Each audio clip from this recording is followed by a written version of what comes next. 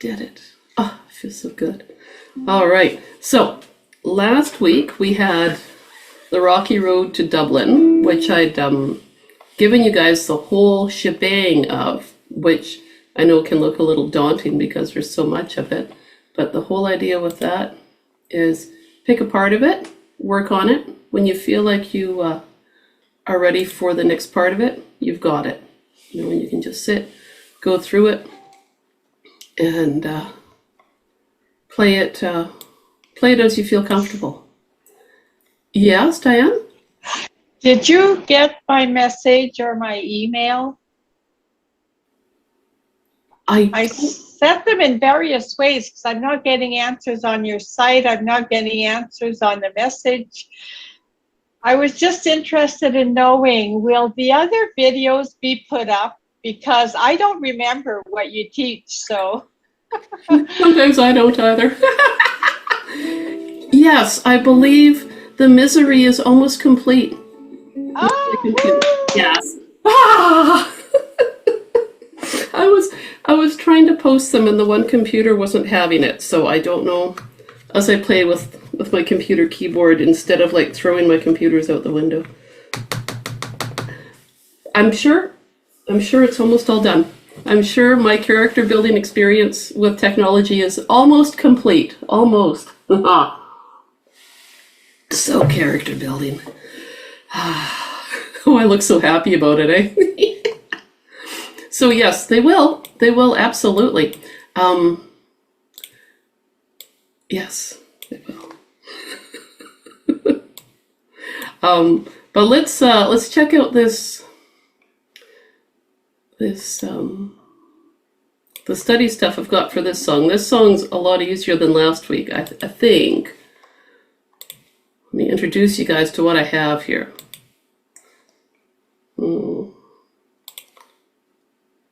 Got too much stuff on my screen. There we go. All right, so you guys see the study notes for Fly Me to the Moon? Did you guys see that? I hope. Looks like it. I've got it highlighted in green on my screen. So what I've got at the top here is, I think I've got all the chords that you use in the song written down there. And I did it in chord charts, right? Like the ones up at the top here. And in tablature, so you can compare it between the two different ways of looking at it. Now, often what I do when I'm playing this song is I will play these chords here, the ones that I've highlighted. We'll go to there, to that E7, and then I might come back in with the melody, like I might start the melody after I've played those chords. What I'd like us to do, though, is just get comfortable with these chords, make sure that you've got the feel of them, and what I like to do is strum each one, just down strums with my thumb, 4 times on each one. It'll sound kind of funny, the last 2 chords here, E7 and G minor 6. The G minor 6 doesn't come quite in the order that's written there, but I needed to plop it in there, so it's just sitting there, kind of funny. So I'll play it with the sharing the screen, and then I'll play it without, so you can watch my fingers, okay? So A minor 7, the hardest chord of the whole set, is what we're going to start with, right? It's a good way to start it. Here we go, nice and slow. 1, 2, 3, 4. A minor 7, just all down with your thumb. Now to D minor. Here comes G7.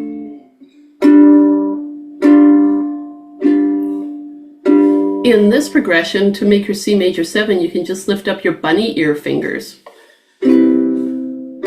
So that way you've got your ring finger sitting on that 2nd fret. Okay, now to our F. I'm going to stop you here and just tell you what I did here. We've got a D minor 7 and a D minor. I wrote that chord out 2 different ways so you guys can choose what you want to do.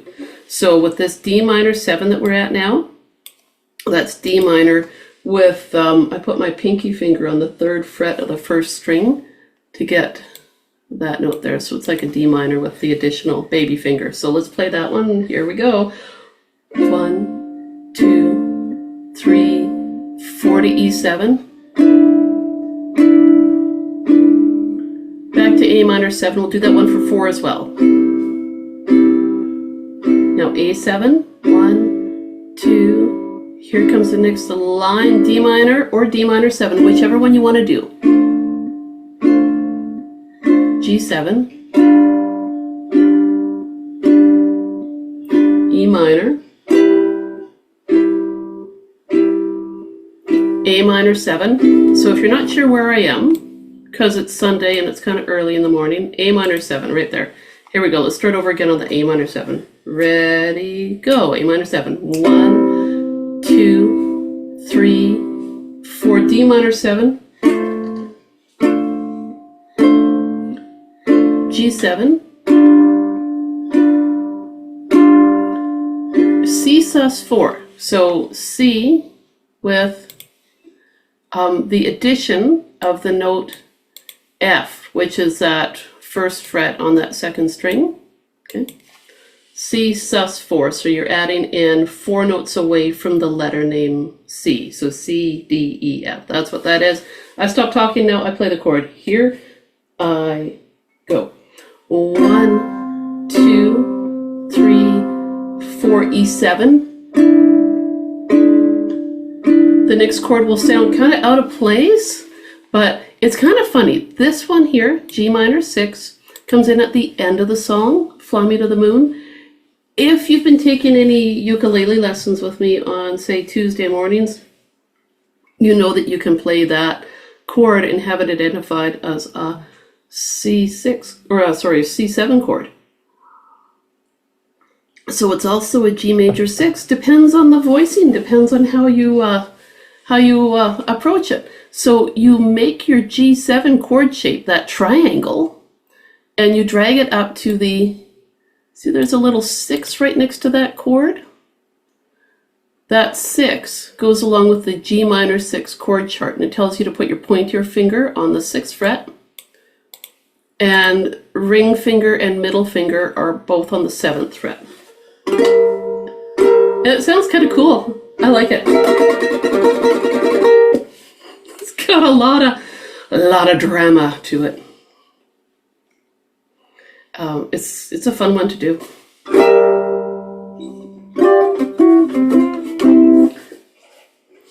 Any movable chord shape like that, like not necessarily a bar chord, just a movable chord shape, you can get a lot of miles out of.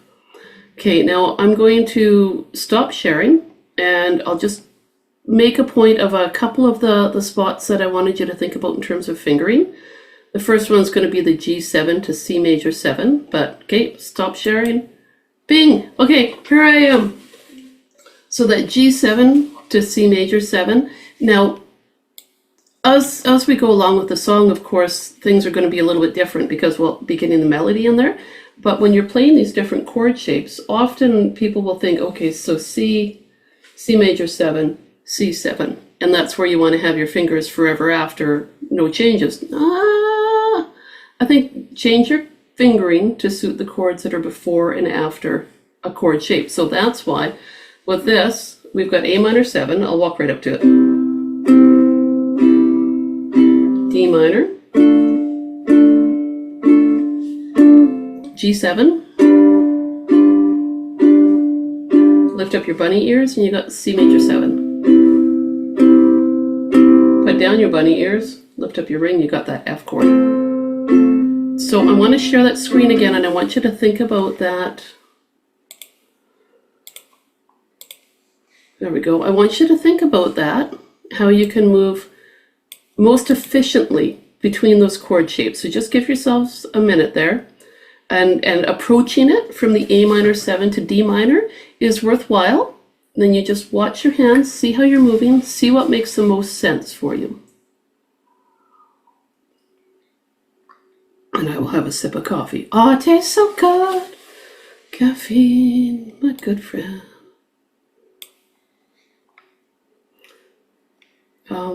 Now the other one I wanted to grab,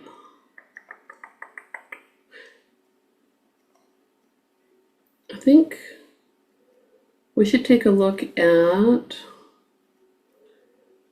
the, I just want to point out something. Like as I'm going through these chords, I was thinking about things that I thought would be important to talk about. The similarity in fingering between the G7 and E7 chord is an important one to consider, not necessarily with this song, but when you're learning new chords or you're learning a new chord progression, I just want to point out the fingering of that G7 chord there and the fingering of the E7 chord is just right down along that same line. The only difference between those two chords is the placement of your pointer finger, and that is it. And it's amazing how if you just move one finger, you've got a whole new chord. It's pretty nifty, and it's worth thinking about that, worth just considering that when you're looking at different chords. So that goes back to my thought about finding common fingerings between these chord charts, right? Anything that you can find in common to help you memorize chords, or to help you teach a song to another person. Like if someone's struggling with remembering the E7 chord, it's worth saying to them, it's a lot like the G7 that you already know, but just put your pointer finger on the 4th string. And it can really help somebody just memorize a new chord. So some of the stuff we'll be doing with this song, you may want to be flexible with your fingering as I was talking about between these two chords, right? Where you just keep the, lift up your bunny ear fingers from the G7 and keep your ring finger right down on that 2nd fret there. Okay, and C sus4. I think that's the only one really. So I'll scroll down. Diane, your little dog looks so happy. Oh, a cute little dog. I have been known to regularly pull over, park on the side of the road, and ask permission to pet a dog while I'm driving. If I see a dog, I'll just pull over. Can I pet your dog? I just really like animals so much. Okay, so this song is written mostly in the key of C. It's simple in terms of that. The highest note that you go to, I've added in the 5th fret and 7th fret, D and E, at the end of this run, because you do hit those notes as well in the song. So let's just go through. Let's play this C major scale, okay? So we'll start there on the 3rd string open for C. Okay, and I'll call it the fret numbers as we go. And so we're just going to define where those notes are. So we'll just play each one 4 times, okay? Here we go. On that C, 3rd string open, 1, 2, 3, 4. On the C, 1, 2, 3, 4. Here comes that 2nd fret for D. Okay, now we're moving to that 2nd string open for E. 1st fret for F. 3rd fret for G. Right on. Now we're on the 1st string, just to make sure everyone knows where we are. Whoop, 1st string open. Okay, here we go. 1, 2, 3, 4. Now the 2nd fret. 3rd fret. Now let's keep going. We'll hit that 5th fret. And the 7th fret. Now I put those ones in brackets so that you know they're outside of the C major octave, so you don't think, okay, well, why does it sound so funny hitting that 7th fret? It doesn't sound like a complete scale. It sounds kind of wacky when you add in the extra 2 notes, but I want to make sure that you play them so that you know where they sit in the, I want you to know that they're in the song, so I want to make sure that you can hit those notes. There's lots and lots of descending patterns in this song. So you'll have a lot of 3, 2, 0, 3, 1. Lots of playing this scale backwards. Like lots of it. So when you practice it, it's worthwhile actually practicing it, descending, like start on that 7th fret. Let's do that. We'll start on the 7 and we'll play down to the 3rd string open. So backwards, here we go, on that 7th fret. And we'll hit 4 times again. 1, 2, 3, 4. 7, 5, 3, 2. Here comes our open A. And 2nd fret, 2nd string, 3rd fret. And now that 1st fret. And now open on that 2nd string. Now we're on the, just so everyone knows where I am, whoop, 2nd fret here. And then 3rd string open. So that's just playing it backwards. It's worthwhile playing around with that a little bit. Now, the rhythms that are kind of weird in here, there's not a lot. This is the pretty, like this rhythm here, a dotted quarter, 8th note rhythm. You're going to get a lot in the song. So I've got the counting underneath it. So this is the first measure here. Whoa, first measure that I want to play. And it's going to sound like this. 1 and 2 and 3, 4. So you're going to hear a lot of that. Let's play it a few times, okay? Just that first measure 18 there. Here we go. 1, 2 and 3, 4. 1, 2 and 3, 4. Okay, I'm going to play it again, and this time I'm going to call it the fret numbers, just on the same bar. 2, 3, 4. 3, 2, 0, 3. That dotted quarter sound, right, where it's got the 1 and 2 for its counting, it's really important to make sure that you give it that whole beat and a half. It'll really help push the rhythm of the song. 1 and 2 and 3, 4. Okay. So just be aware of that. Now over here, the next 2 measures with all the wacky ties, I put that in so that you'd know what was going on with it in the song. So you've still got the same dotted quarter, 8th note rhythm, right? There's your 8th note, your dotted quarter here to start. And then that open A there, is just tied to yet another open A right above that 4th fret. And it goes over the bar.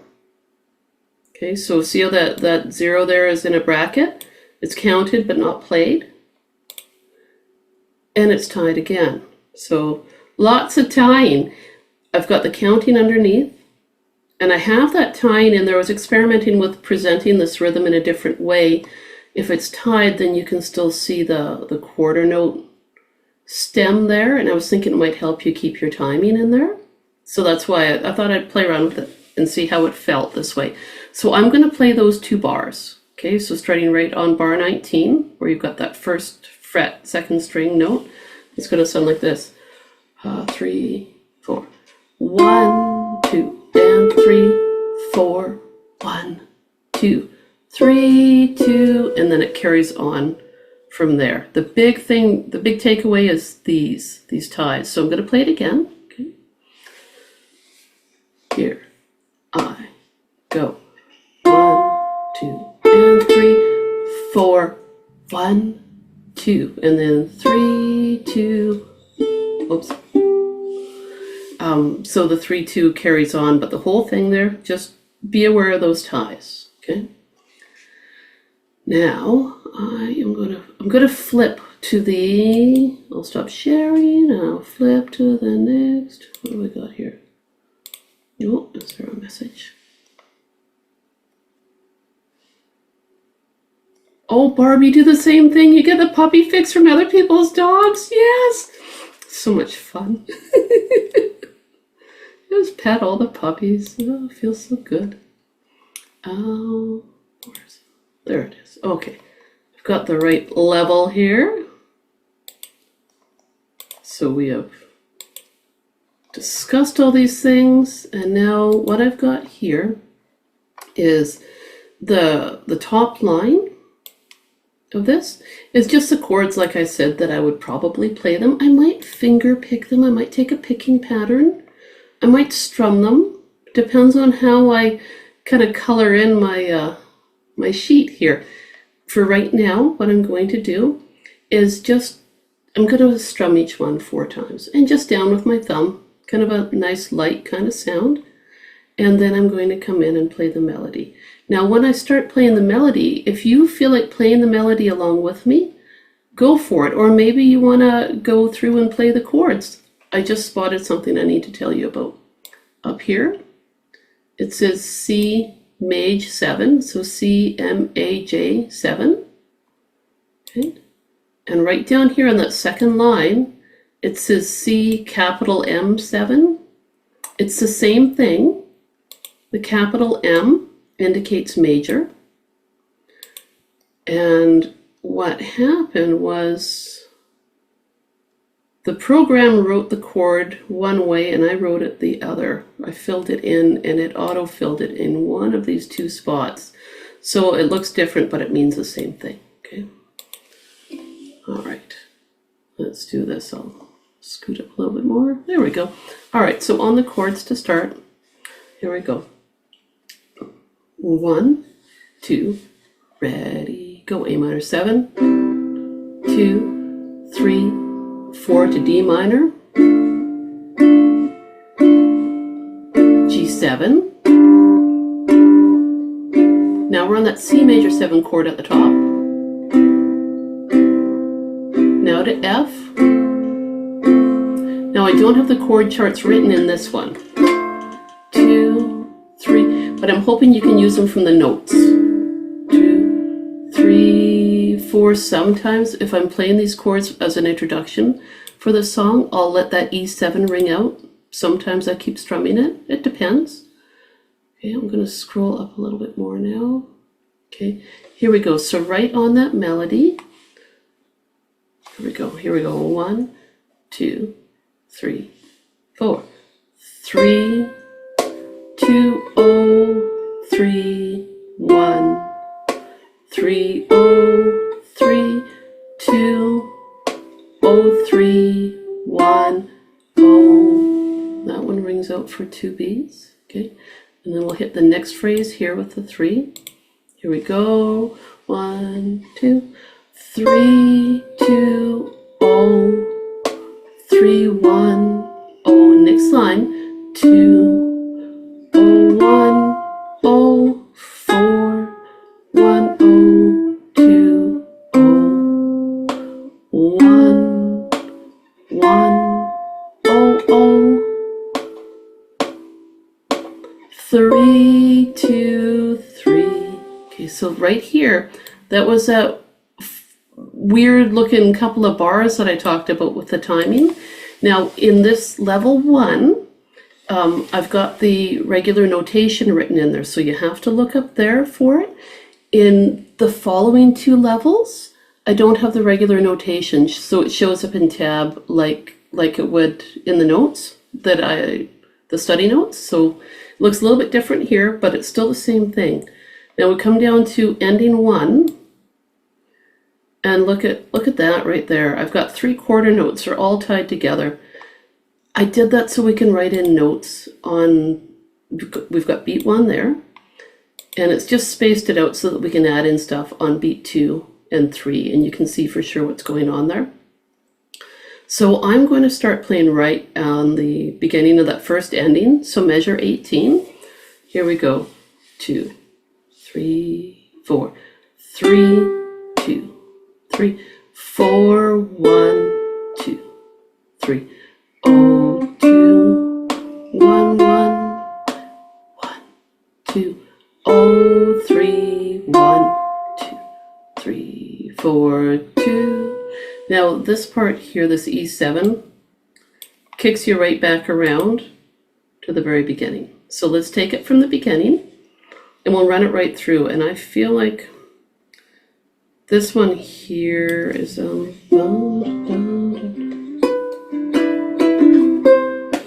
I don't know that that's really so much of a melody to pick up right there, that second fret.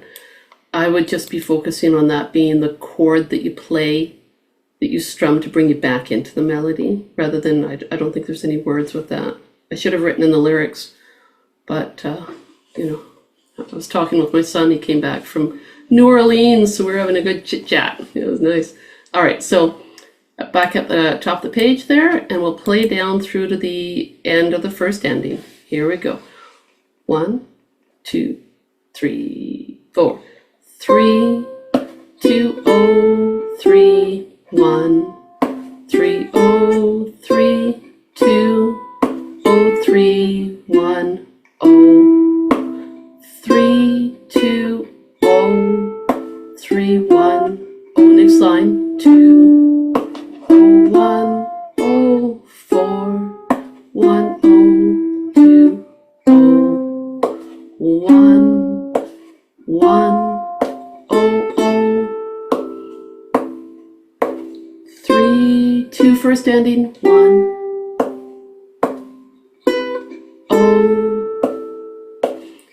0, 2, 1, 1, boom, boom, 3, 1, 2.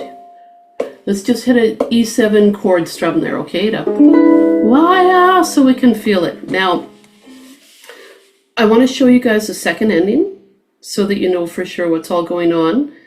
And then we're going to scroll back up. Oh, look, it's that G minor 6 I was talking about. Ah, there it is. Okay, so you're going to be coming from here, 1, 0, 0, 3, 2, up to 7. Okay, so I'll come from the 2 bars before. So I'm going to start up here on where measure 16 is. Yikes, up there. And then I'm going to go to the second ending. Okay, so it'll sound like this.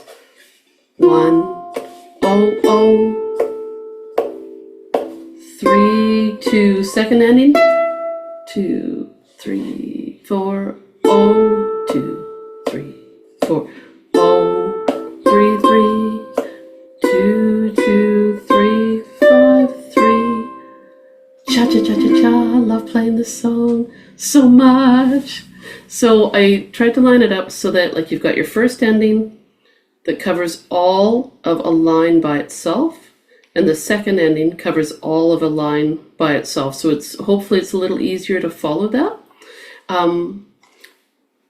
Let's scoot back up here. There we go. Okay. So there are some notes that aren't part of the C major scale. The chromaticism is what really makes this song extra lovely. Like right here, we've got our 4th fret note there. So you do have a bit of stretch to get to that. 4th fret G sharp as opposed to a G. And then ultimately, what you've got here is so nice that you've got the open, which is C, then C sharp, which pushes you to the D minor 7 chord. So you've got C on that 3rd string, C sharp, and then when you go to make that chord, you've got that D that comes out, which is nice. So, yeah. And you wind up with this little bit of leading tone movement in there, and it just sounds so lovely.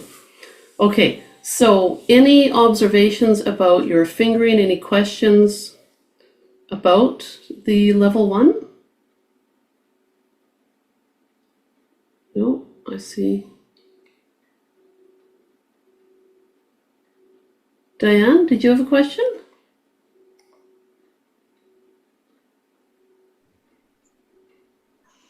I wanted to know, so I play up to the 17th, Yep. and then I play the number 1. Yep. Then I come back to the 13th, play that to the 17th, and come to number 2. Go back to the 8th, right back to here, where you've got the repeat marker. So back to the eighth measure. Oh, to the eighth. Okay, okay. Yeah, but yeah, you've got it. You've got it going on. I'm gonna Thank you. flip to. Oh, you're welcome. I'm gonna flip to the next level of the song, so you guys can see what I did here. Oh, I'm all happy here. I'm like la la la. Let's see now. We start cooking up some stuff.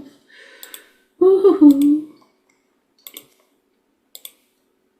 All right, I'm gonna play this this version. So now it's, oh, I've just flipped it over to tab, and that's it. I did that so that it would all sit on one page. To be quite honest, that's what I did.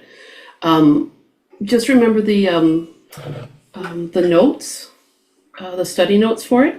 You may want to take that, write in some chord charts for this. There is one different thing that I did in this one. And it's because I started talking in chords. So right down here, I want to point it out to you before I get going. Measure 14 with that E7. I'm not playing it open there because of the sound I'm trying to get out of it. Look at that, I've got all these little fours there. So that's where you bar across the 4th fret.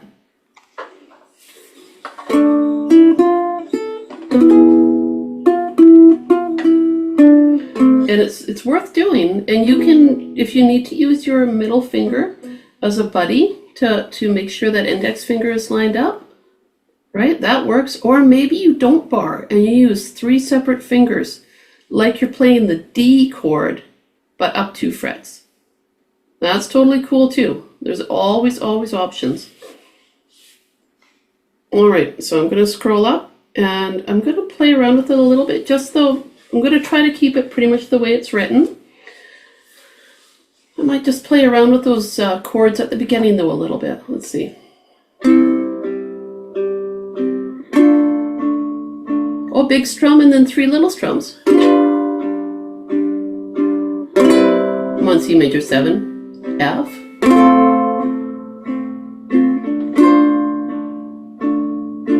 E7.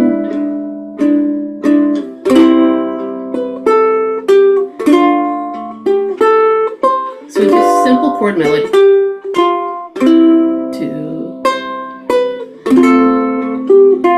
I'm on measure 13 now.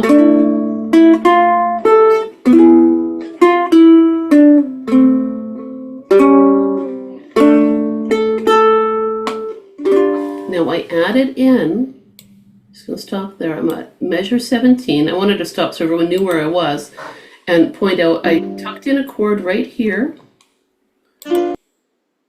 Tucked in a chord right here under that G7, even though there isn't any melody there, just to keep that pulse of a chord coming in at the beginning of each bar. And I just did a little chunk of that G7. I played it up to the second string. Okay, and that's because the melody is still just ringing. You could make the whole G7 there and nothing bad will happen though. So I'm going to take it from the chord before that, measure 16. I'll start there. 3, 4. 1, 2, and 3, 4. Little strum. 1, 2, 3, 2. Bar 18. Now, because of the nature of the E minor, I waffled back and forth there, and I thought, there's my melody there, the 3rd fret. And I thought, do I write out the chord like a 3, 4 with the 4th string open, which is totally fine? Or do I do the 4th fret on that string? Because you can play it either way. And I decided to go with the 4th fret being covered, just to give it a little bit of a darker sound. That's all. So I'll play from there. So 1, 2, 3. 2, 3, 2, 1, 1, little G7, 2, 3, 4, E7.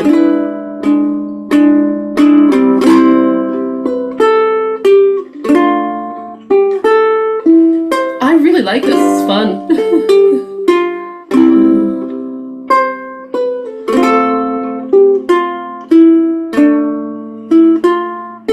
you guys don't have to play with me.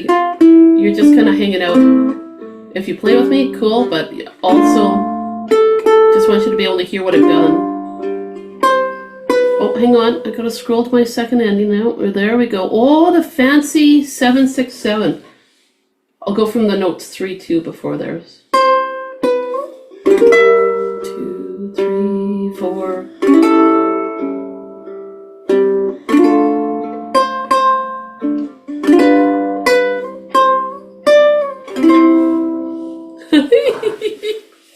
Oh, that's so much fun to play. Okay, so what I found I did though, and you may have heard, was let's take a look at that second ending, as a for instance. I've got my chord that I have here, right? And then I've got these 3 other beats that have been laid out very clearly. And then what I did was I just kept hitting something on the string. I don't know if you... 2, 3, 4. Big strum, loud, quiet, quiet, quiet. That was kind of fun.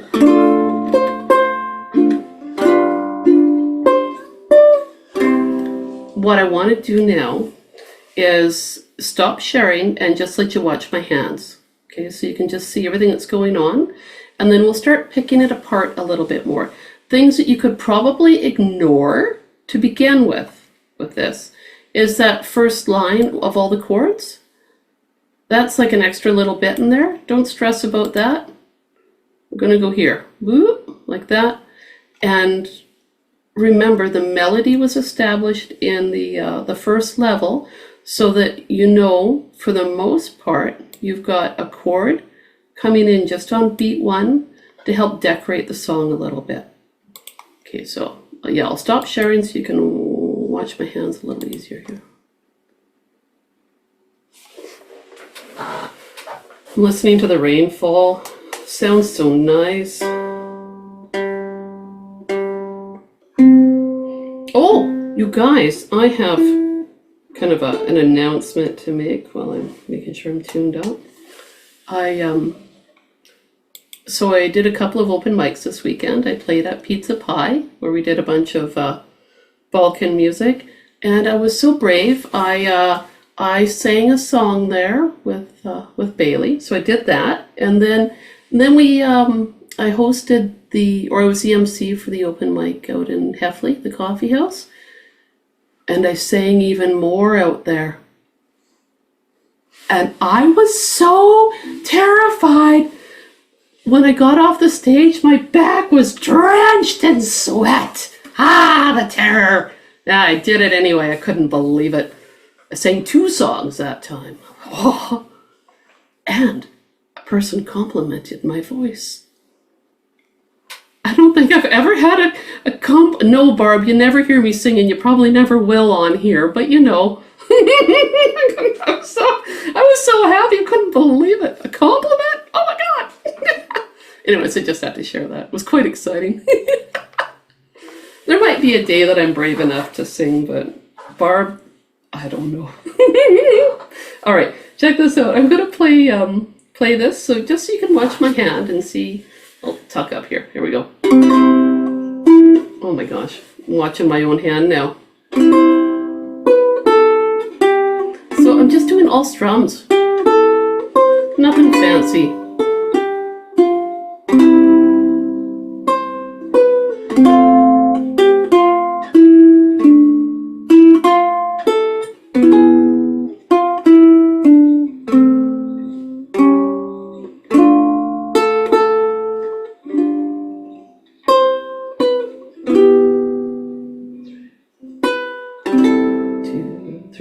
I'm on that first ending. But you see, like, I do have to move my fingers around a little bit. I'm using my baby finger a little bit more than I thought I would. So 1, 2, 3, 4. 2, 3. I'm going to go for it again now.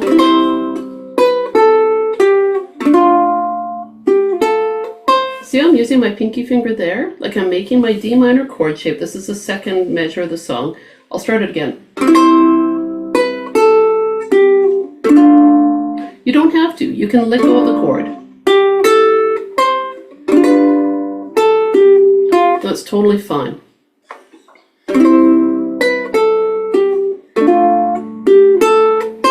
Or you can hang on to it. Whatever feels best for you, for your hand, and for the sound you want to have, okay? So I'm going to do it again from the measure 8, and I'm going to go down to that second ending.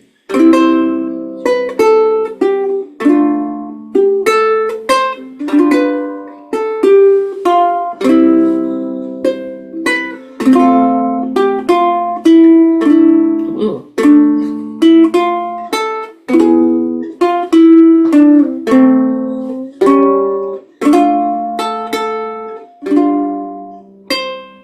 Up to the second ending.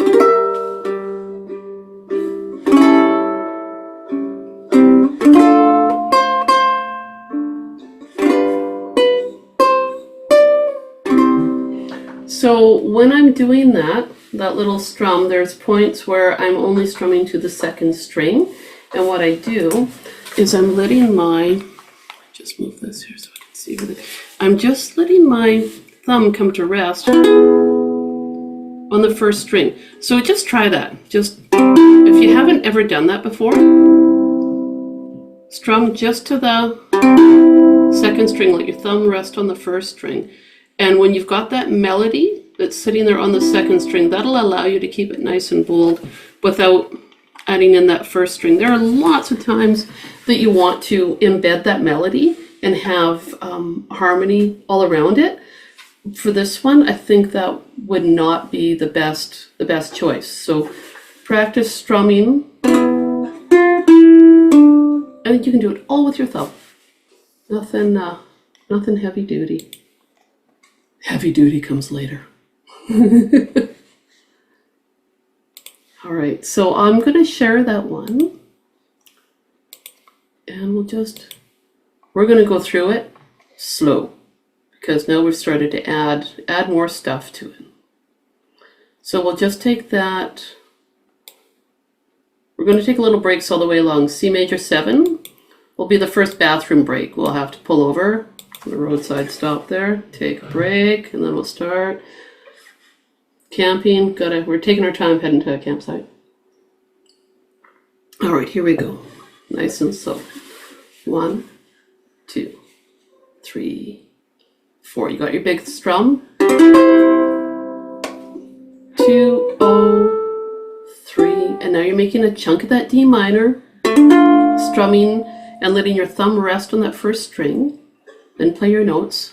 3, 0, 3. Under the G7 is a full G7. 0, 3, 1. Now this is just a little chunkier C chord. And I understand that it says C major 7. I could have probably just written C there. But you might have someone strumming with you that does these full chords on top of what you're doing, okay? So let's do that again. And right, just like that first chord under the A minor 7, well, it's a C chord, isn't it? With that melody added there. So I probably could have written right here. Looks like a C chord. Here we go. Let's take that first chunk again. 2, 3, 4. Big full strum. 1, 2. Here comes our notes. 2, 0, 3. Now that D minor, strumming to the first string. 3, 0, 3. Under the G7, full strum. 0, 3, 1. Now a little chunk of that C major 7. So strumming, let your thumb hit that first string. Let's carry on. Under the F chord, full strum. 3, 1, 0. Next line. And now we're just going to strum and let our thumb rest on our second string. Here we go. 1, 2. Play our notes. 0, 1, 0. You choose the way you want to play those 4 fretted notes in a row. Right now I'm doing it like I made the D chord on the wrong fret. Took my D chord and I just shoved it up to the 4th fret. Here we go. Strum whichever way. 2, and our notes. 1, 0, 2. Now we've got the tiniest little chunk of the A minor chord, even though it says A minor 7, 2nd fret on the 4th string, 3rd string open, strumming so our thumb rests on our 2nd string. Here we go. 1, oops, oh, I didn't do it. I let my thumb keep going. Okay, I'll try again. I did it. Okay, and now a little chunk of the A7. A bigger one of that D minor. Now we're here. Doop. Oops, I covered it up. There we go. Here we go. Strum. Let your thumb rest on that first string. 1, 2. Oh, oh. Okay, next bar you can do a little chunk of G7, bigger chunk, whatever works. 2. Okay, let's stop. And I want to backtrack a little bit because it's easy to get kind of far, like get going pretty quick here. So let's go back maybe just to the beginning of this line, okay? Because that'll give you guys a chance to figure out what you want to do here with that E chord. And it's funny, when you do a chord melody, sometimes the chord names that someone would strum doesn't necessarily work with what you're doing in the chord melody. It's just a smaller, that's what you're thinking too, right, Shirley? Yeah, it's interesting. It can make it really fun though, because you get these different textures. All right, here we go. So the top line that you can see there, D minor 7, but really you're just strumming a little 2-string chord there. Here we go, little strum, and the notes. Oh, 1, oh, figure out what you want to do with that E. 1, 2, 1, oh, 2, A minor 7, little A7, D minor. Okay, to that G7. Now, I'm going to skip to the second ending. Just come with me, you guys. To the second ending, let's make that chord, that triangle-shaped chord, where you've got 7th fret with that first string. Yeah, it looks like a G7 chord. That's a shape you make, and your pointer finger is on the 6th fret of string 2. Okay, so it looks just like a G7. Let's try it. Ready, go. 1, 2, 3, 4. Come down to your A7 now. 2, 3, 4. Strum a D minor chord. 1, 2, 3, 3. Now we're going to hit our G7 here. Ready? Full G7. Now we're going to play the notes 2, 3, 5. 2, 3, 5. C chord. I just love the second ending when you go up high. I thought, oh, you guys have to come with me.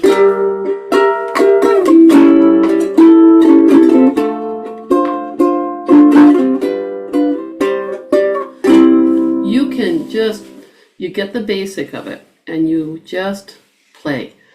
I'm going to sit and play through it again. I'm going to make it a little bit smaller so you guys can see everything. I know it's 10-2, and that's why I wanted to make sure you had that second ending happening with me. I'm going to talk you through the first ending as well, though. There. Now I'm going to do the whole shebang with this version. I'm going to play around a little bit with those chords at the top, thinking about the picking patterns that we've had.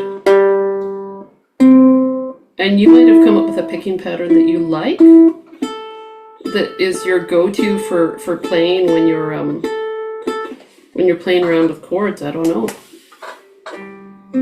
Let's see. You know what? I'm gonna do 4, 1, 2, 3. That's what I'm doing. I'm plucking string 4 and then 1, 2, 3. That's all I'll do. 4, 1, 2, 3. 4, 1, 2, 3, D minor, G7, C major 7, 4, 1, 2, oh I like it, F. You can do the D minor 7 or you can stay with the D minor on that chord.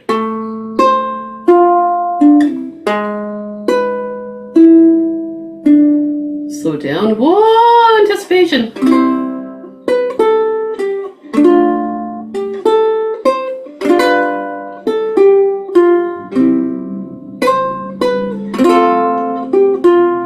I added in a little slide.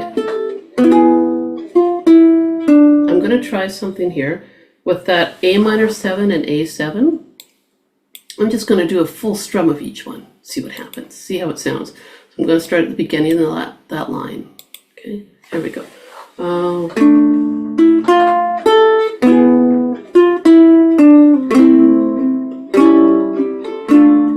It's fine with the full strum. I'm going to hit my second ending.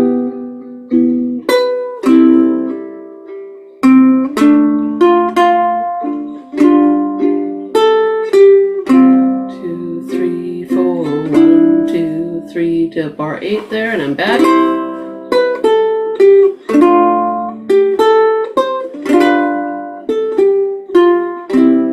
So what you want to do is make sure you've got the melody down before you start coloring in. I'm going to say, if you guys want to stay with full strums there, it would sound pretty nifty rather than the partial. Let's just like make it big there. 2, 3, 4, ba, da, da. It's fun. Here comes my second ending. Oh, 4, 1, 2, 3.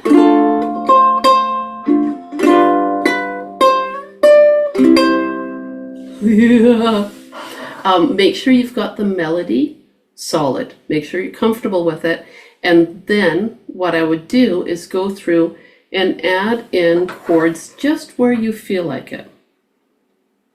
Okay, that's where, like, maybe you'll, I don't know, you'll print this off and you'll take a pencil and you'll lightly scribble out the chords that you don't feel like doing yet. Okay, that's always, I do that a lot. Like, cross it off. Nope, don't want to do that one yet.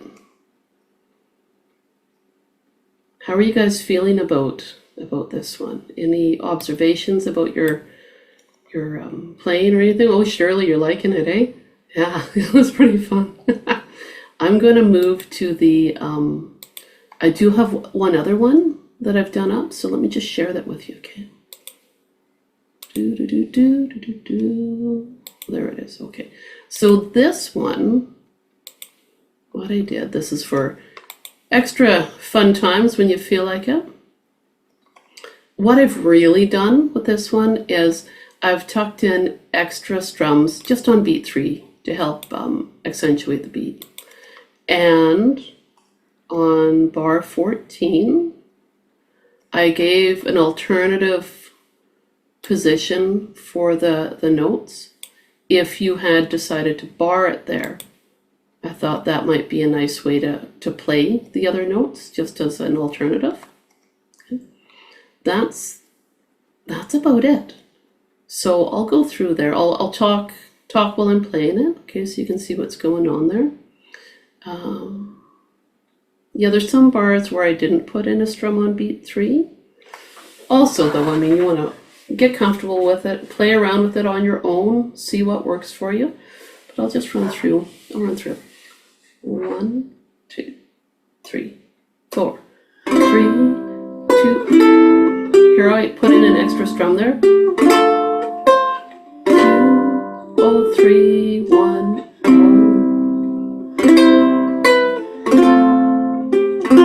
Now I'm on the second line. I'm at that E7 now with the 4s. 5, 4, 2, 4.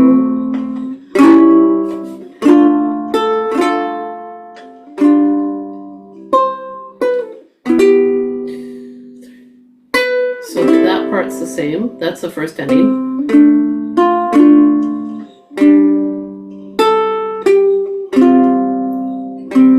And I was looking at that C sus4 there. I just tossed in a couple of little opens there. But you might feel with this like you're like, okay, I want to have more chord or something, you know? Or maybe you like it the way it is. So I'm back at the top there.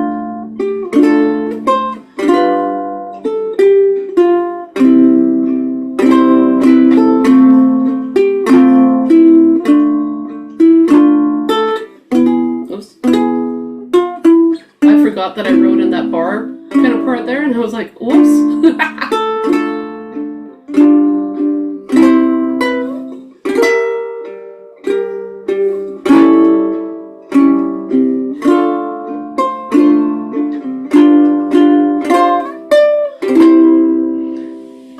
awkward. That felt bar 14. It's kind of fun for me to pressure test these things. Like, did it feel comfortable? Did it not? You know, with having the F instead of on the string 2, fret 1, moving it to string 3, fret 5, I think it would be comfortable, but I would have to practice barring and making sure that that was actually what I needed to do there. So just because it's written that way doesn't mean it's something hard and fast. It's an alternative that I put in there. And I wanted to play along at flowing speed so you could hear how the chords would sound as they were coming out. So that measure 14 might work for you. You might want to change it, those notes, back to where they were on the second string. And the only thing that might feel a little bit squishy would be at the end here, measure 27, where I took that G7 and I added it on the third beat, but because you've got that C, third fret on the first string, in the melody, that means what I did was I used my baby finger to play that third fret there. It sounds neat, but it might take a little bit of wrangling to get your fingers positioned the way that, in a way that works for you.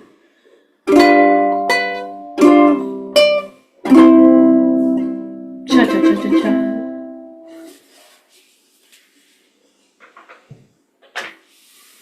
So now I know I just kind of crammed you through this version, and you may wind up having little bits that you want to change. I tried to be mindful of the thought that what you may want to do is, okay, here, for example, bar 1 right here, you might decide that what you want to do is right in here where my arrow is, you might want to put in a little bass note. Maybe you want to hit that fourth string open there to help you keep a steady pulse. Well, then just write it in, and that's when you start playing around a little bit more with it and see what's, you know, what you need. So, questions? Any questions? No?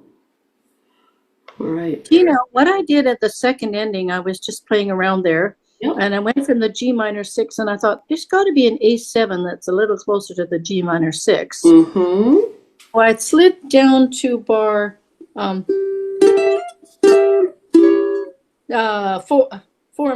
and 4. Yep. And I thought, oh, okay. Played it a couple times. Thought, I don't really like that. I'm missing that. So then I lifted my ring finger. Yeah. That's okay. And I decided I like the A7. Right on. There was some experimenting going on, which was really cool, you know, Yes. to finally get to the point where, oh, I might, you know? Yep. That is beautiful. Yep. Right? Like being able to do that, you know, pick and choose, move around, see where you want that chord sound. Absolutely. And then as you go, pencil in those ideas, right? Yeah. And then you wind up, I mean, you're making your own arrangement then. Right? And how cool does that feel, hey? Oh, yeah. So It's like, cool. Yeah. Right? Oh, it's awesome. That's where I think doing this sort of stuff has been really good for me. All these years of playing around with arrangements. And I know it makes me talk to myself a lot as I'm doing them. I'm always muttering and carrying on. But I really enjoy it. It's such a good time just to play with it. So different fingerings for these chords. I feel like I would probably, let's see. Oh, you hear me? I'm doing that noise, that I'm always humming and hawing.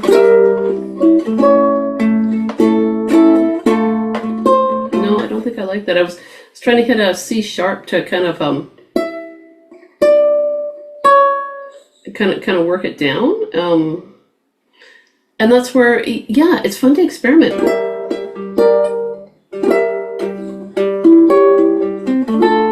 Oh my gosh, such a good time. I feel like one of the things that I have really been enjoying is the G chords, right? G, those shapes, the G7, G shape, G minor shape, just taking them and moving them up and down the fretboard. And I can't encourage you guys enough to do that sort of thing. The G chord is nice because it's that those triangular shapes are comfortable for moving. And you just put them on a different fret and see how they sound. Maybe they sound good with your 4th string open, maybe they don't. You'll learn, right? Do you like that sound or not? Do you strum everything or just 3 strings? And it's really been a lot of fun for me to do that. And then find these, all these different chord names too, right? Okay, so I'm gonna stop sharing. I see some, what have I got here? Oh, Rosemary had to go. And you're digging the arrangement, eh? Yeah, it's fun. It's just a starter, right? And then away you go. Like when I think about the stuff that I've done with it, and yep. I don't know if I'm holding, can you see this? I don't know. I don't know if I'm holding this wrong. Whenever I'm playing now, my arm starts hurting here. And it's like, maybe I'm pushing too hard, or maybe my uke's not up, or it's too low, or do you get that? When you're, where is it hurting? Is it here? Yeah, because hold on a second. Ugh. Yeah, I can't quite see your arm. Like, okay, hold on. It's just kind of digs right in here, and I don't know if maybe I'm not. I'm sitting down. Yeah.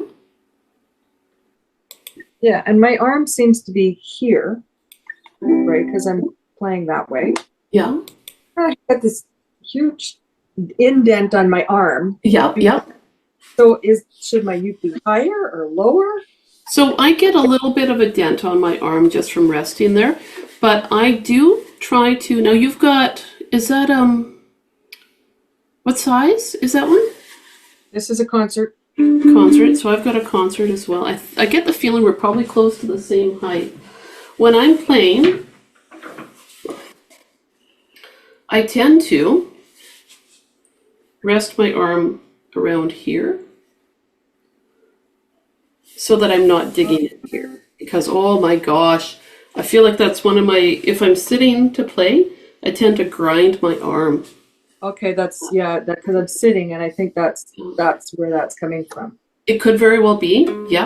So you'll see me do this, like depending on what I'm doing. That's the thing. I always have the depends kind of thing. But if I'm sitting to play, especially something like this, like what I feel for me is a pretty relaxed chord melody, you'll see my arm is pretty straight coming down like that, and then I'm playing right over here. To sit down, it changes. Yeah, oh yeah, it changes all right. Because then I find I'm more up right here. Yeah, see, I've got it here. Okay. When I sit down. That's not necessarily good. So what I tend to do to combat that, like if I sit down and then my ukulele is like that, Yeah. that's where I tend to have problems. And I bring the head of the ukulele up, and it changes the positioning. So then I tend to be, I had to sit so that I would see exactly how. I tend to be like this. So it's lined up a little bit better. Yeah. Yeah. So head up can help. Do you have dents with no pain or dents with pain? No pain. Oh, It's like arm off and then the pain's there. It's really, you know what they make now is they make these lovely little curved attachments for guitars where it helps to taper that edge. And you can buy lots of guitars with that comfort edge built in. Has anyone seen a ukulele like that? Like, I feel like if we haven't, it'll be coming. No? Nobody? just an instrument to buy. Yeah, right. Often what I find I do. This flight ukulele has that curved edge right there. Can you see it? Can you turn it a bit? Yes. Yeah, nice. And it makes it a little easier on your arm, right, Kat? Yeah, right. Yeah, yeah. Nice. I don't have a ukulele that's got that. I'm just going to cuddle my ukulele right now and listen to it resonate while I talk. So I wear long sleeves Tina, quite a bit. Yep. Hmm. I had that problem as well. And then I switched from holding it up here to over here. And I've never had any kind of issue. This is a tenor, Yep. but I hold them all that way. So it's held pretty much in my crease of my elbow and arm, Oh, right on. and I never have problems anymore. And at the same time, I'm strumming in the right area. Well, that's kind of handy. Now, mind you, I get all over the place when I strum and I do move a lot, but if I'm sitting to do something like this, yeah, I try to, what am I trying to say? It's important to be mindful about your body positioning and be aware of those things. So, Diane, I'm glad that you found, a position that works comfortably for you, and Barb being, mindful about that. Like, especially like I have some little dents there, like you can see like a little one, but if it's a deep one, it might be that you're hanging on to the ukulele, like you're holding it down quite a bit with your arm. Diane, when you had to change your position, was your arm hurting, or was it like dented without hurting? Like, where were you at? It was dented and hurting. Yeah. And I don't have pain at all. And I can play, because of the way I hold it, I can play this standing up. Beautiful. I don't have, so it's been good for me. So Yeah. I just thought I'd share that in case she wanted to try it. Well, this is the thing, and that's where discussing this in a group is really good, because there's always different, we've all got different bodies, right? Arms are shorter or longer, or there's always something, right? So it's good to have these talks. It's important. Thanks, Diane. Okay, I'm going to stop recording now, because I think that was a perfect way to end this.